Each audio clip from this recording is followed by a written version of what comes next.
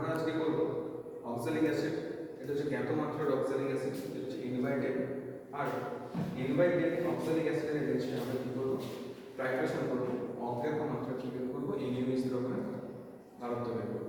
আমরা আরেকবার বলছি কি নেওয়া হয়েছে, এইখানে অক্সালিক অ্যাসিড রয়েছে, এর আমরা প্রিপারেশন বানিয়েছি N/10 এর, এখানে অক্সালিক অ্যাসিড প্রিপারেশন বানিয়ে নিয়েছি, এবং এইখানে যেটা নেওয়া হয়েছে এটা হচ্ছে NaOH দ্রবণ। এটা হচ্ছে অজ্ঞাত মাত্রা NaOH দ্রবণ। এইখানে রয়েছে ক্ষার, আর এর মধ্যে রয়েছে কি অ্যাসিড, যেটা আমরা দ্রবণে এইখানে পলিমেন্টিক ক্লাসে বানিয়ে রেখেছি। আমরা একসাথে সমস্ত কিছু দেখাবো বলে এইখানে দ্রবণের পরিমাণটা কেন কম দেখাচ্ছে, এইখান থেকে আমরা অলরেডি 25 ml টেনে রেখেছি একটা কনিক্যাল ফ্লাস্কে। তাহলে এখানে আমার কি রয়েছে? 25 ml অক্সালিক অ্যাসিড রয়েছে, এটা রয়েছে N/10। আর এর আমরা কোনো গাঢ়ত্ব জানি না, এর কারণ থেকে আমরা বের করবো কি? টাইট্রেশন করবো। আমরা কি জানি? অ্যাসিড ক্ষার দ্বারা কি হবে? প্রশমিত হবে। এই অ্যাসিড ক্ষার দ্বারা প্রশমিত হবে এবং সেটা আমরা টাইট্রেশনের মধ্যে দেখতে পাবো। এবং তার জন্য আমরা যে নির্দেশকটা ব্যবহার করবো সেটা হচ্ছে অ্যাসিড ক্ষার নির্দেশক, সেটা হচ্ছে ফেনোলেকটোনিক। আমরা প্রথমে কি করে রেখেছি? এই পিপেটের মাধ্যমে এখানে 25 ml অক্সালিক অ্যাসিড টেনে রেখেছি। এখানে নেওয়া হয়েছে অজ্ঞাত মাত্রার NaOH দ্রবণ, যেটা বুলেটে ভরা রয়েছে। এবার আমরা এইখানে প্রথমে অ্যাসিড ক্ষার নির্দেশক 2-3 ফোঁটা ব্যবহার করব। এটা ফেনোলেকটোনিক 4টার মতো ব্যবহার করলাম।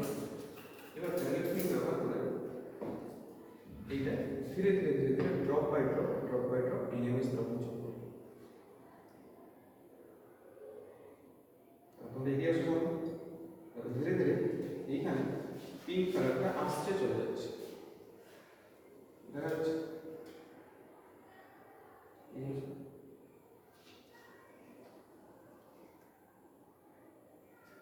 নিচে রয়েছে অ্যাসিড, উপরে রয়েছে ক্ষার।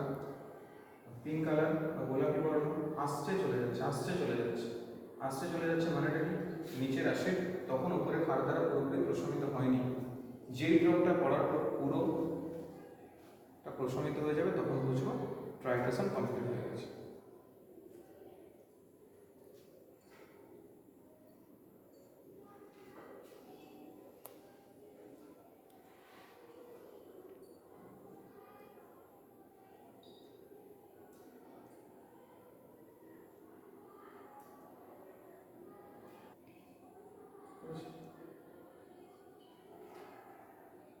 পিঙ্ক কালারটা আসছে আর চলে যাচ্ছে। যেই ড্রপটার পর পিঙ্ক কালারটা একদম থেকে যাবে সেই ড্রপে আমার টাইট্রেশনের এন্ড পয়েন্ট। ধীরে ধীরে ধীরে ধীরে ড্রপ বাই ড্রপ করে গেল।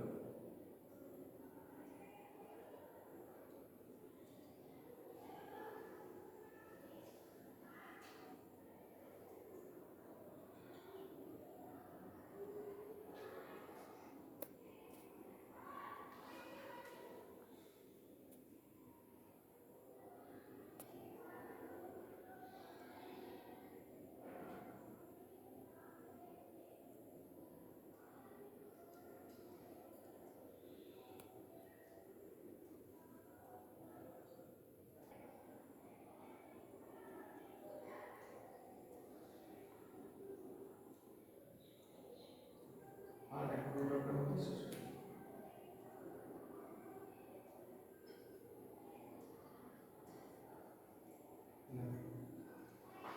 ভালো মতো কি কালার চলে এসছে? গোলাপি বর্ণে চলে এসছে অ্যাসিড ক্ষার নির্দেশক। তাহলে এবার আমাকে কি করতে হবে? আমি এখানে প্রথমে কত মিল নিয়েছিলাম? 25 ml। এবার আমাকে দেখতে হবে এখানে ক্ষার কতটা খরচ হয়েছে। এই এক্সপেরিমেন্টটা আমরা 3বার করবো। কেন 3বার করবো? প্রথমবার হয়তো কোনো কারণে 1-2টা বেশি পড়ে যেতে পারে, কোনোবার হয়তো আবার একটু সামান্য বেশি চলে আসতে পারে। সেই জন্য আমরা এই পুরো এক্সপেরিমেন্টে এই পুরো টাইট্রেশনটা আমরা 3বার করবো। 3বার করে একটা এভারেজ পাবো। এবার সামনে প্রমাণ N/10 অক্সালিক অ্যাসিড। আমরা প্রথমে এখানে নিয়েছিলাম অক্সালিক অ্যাসিড, আর ব্লুটের মধ্যে নেওয়া হয়েছিল কি? অজ্ঞাত অক্সালিক অ্যাসিড দ্রবণের সাহায্যে টাইট্রেশন পদ্ধতিতে অজ্ঞাত মাত্রা। আমরা যেটা ব্লুটের উপরে ছিল সেটা কি মাত্রা ছিল? অজ্ঞাত মাত্রা NaOH দ্রবণ। আর এটা জানতাম কি আমরা? N/10 অক্সালিক অ্যাসিড দ্রবণ। তাহলে প্রথমে 25 ml করে নিয়েছিলাম, 3বার এক্সপেরিমেন্টটা করেছিলাম। প্রথমবার 25.1 এসেছে, দ্বিতীয়বার 25.2, তৃতীয়বার 25.2। এবার যে মানটা কত এসেছে? 25.3টার পর নিয়েছে। আমাদের যে স্ট্রেংথ বের করার একটা ফর্মুলা রয়েছে, সেটা হচ্ছে V1 সমান V2 S2। তো V1 কত ml ছিল? 25 ml